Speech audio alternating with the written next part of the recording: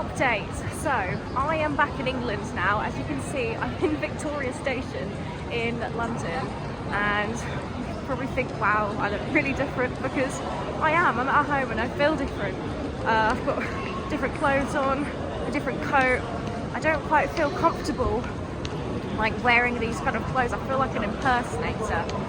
But this is where I'm from, this is who I am when I'm not walking, and it feels strange. Look, W.H. Smith, Leon Boots. I haven't had a Greg's yet, but I definitely will.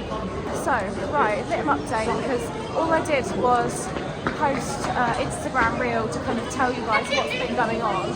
So, essentially, we were in Aktau, Kazakhstan. As you would have seen in the last vlog, we got there on the cargo ship, and we had to wait for 2 weeks in order to get our package delivered from DHL. So my parents sent out from England, funnily enough, I'm back here now, they sent our sleeping mats so we can sleep down to minus 35 degrees. I just thought, actually, I'm going to get my phone snatched in London, aren't I? I don't have my camera right now, I just have my phone, and I'm in Central. Let's stand next to somewhere where no one can snatch my phone. Here's safe. Here's a safe spot. I've got my back to a wall. It's funny, all these places I travel to, and London is the place I have to be the most careful. So we're in Aktau in Kazakhstan waiting for about 2 weeks, because we're waiting for our parcel, which had our sleeping mats to sleep down to minus 35 degrees, because we're going to be walking through the desert and it's going to be absolutely freezing cold. There was no way that we could enter the desert without it, so we were just waiting around. DHL kept our package in customs, so we had to wait 2 weeks, which was like half of our visa time, and it meant that we didn't have enough time left on the same visa to continue walking through the desert. So what we had to do, we had to leave the country and then return, but we thought at the same time, Vietnam currently has all these floods right now. I don't know if you've seen on the news or if you've seen on Luke's channel, it's absolutely horrendous. Hang on. So stressful being here.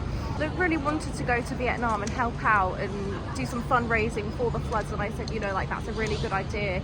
He was really apprehensive about whether like he should do it or not, because like in his heart he wanted to, but he didn't know if it was the right thing. And we kind of spoke about it, and I said to him, like, you know, you're going to be helping people, you're going to be fundraising and changing people's lives. So I said to him that I thought it was a good idea, and I supported him.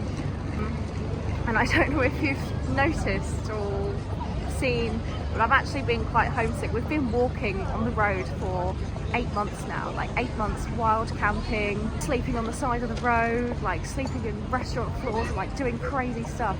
And I say that, and I'm just like here in London right now, and it just feels like such a contrast from just being in London right now. It just feels like such a contrast from like how the past 8 months have been. So I said to him, you go to Vietnam for like 1 week, 10 days, and like in my heart, I want to go back to England. I want to go and see my mum, my dad, my friends and family, because I've missed them so much. When I first came out here, or there, I was only meant to be walking the length of Turkey. I was only anticipating being away from home for like a month or two tops. Like, I didn't expect it to turn into such a crazy life-changing trip.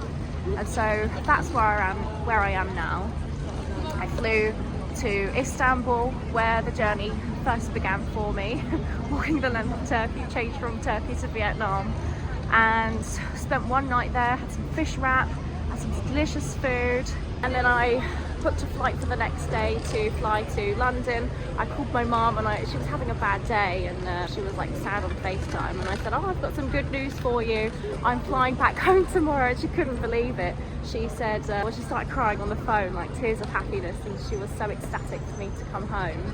And I called my dad, and he was like, yippee, on the phone, like jumping for joy. It was really sweet, and definitely much needed. So I flew home the next day, landed at Gatwick Airport at midnight, and my dad picked me up, got home at 1 o'clock in the morning, had a cup of tea. Oh my gosh, it was so good to just have like a sip of tea from my mug at my dad's house that he'd made for me. And he made me a cheese toasty, and yeah, it was just really comforting, really homely. When I left England before coming on this trip, I had actually moved house, so when I went back it was a different house, which was a bit strange, but it only took like like 10 minutes getting used to it. It's fine. I've learned that home is like your family and your friends. It's not about physical things like a house or any particular place. Home is like where your friends and family are. So I haven't been online for a while. I posted some Instagram stories and that was it. I've been chronically offline and it's been great. It's just really what I needed. What else have I been up to? Yeah, saw my mum, saw my dad. I just come up to London to see my cousin and we had some cocktails at London Bridge, which was nice, and catching up. We got loads to catch up on, as you can imagine. But yeah, do you know what? I put makeup on and I hated it. I felt horrid. And I also don't like wearing these clothes, you know, like I feel really formal, like I've just come out of an office job. Like I don't feel like me. I don't feel like the Sophie who goes on adventures and goes wild camping when I'm back home. Like, I feel like an impersonator. I feel more myself and more like positive and energetic when I'm on the road and when I'm traveling. But yeah, I don't know if anyone else feels like that. But yeah, that's the update. I've still got loads more friends to see. I'm trying to cram everything in.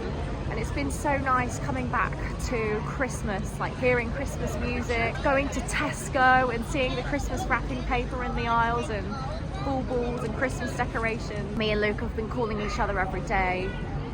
He's been giving me updates and stuff on like everything that's going on in Vietnam. And yeah, it's really horrible what's going on over there. I did really wish that I could go as well, but like I said, my heart was telling me that coming home was the right option. And so I did.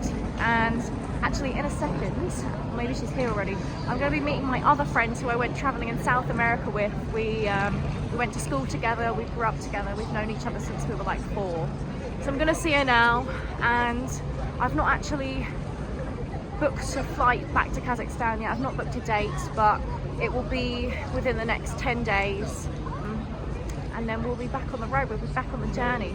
But I just wanted to kind of give you guys an update because I don't want to just leave you in the dark wondering like, what's going on? People have been asking if I've quit the journey, which I've absolutely not. I'm still going to be back on the journey. It wouldn't be right just to leave, like no way. But I'm gonna head off now. I'm gonna go and find my friend. We're gonna have some drinks or something around here. All people do in London is drink alcohol. I don't like it. Well, I mean I do, but there should be more to do. I don't know. It's not like we can go camping for the day or anything like that. But maybe I can have a cup of tea. So we're gonna do that. Oh, also I had a fry-up this morning. I had an English breakfast with hash browns, black pudding, baked beans, and it was delicious. And a real sausage, not a hot dog, a real Cumberland sausage. So I'm gonna head off now. But yeah, thanks for sticking around and thank you for your support as well coming home. I'm really grateful for you saying that I needed it and it was the right thing to do because yeah, there's a few trolls out there, but it's my journey, it's our journey at the end of the day, and I've got to do what's right for me. And it's not like I'm quitting, I'm just taking a small break. But yeah, me being an impersonator in London.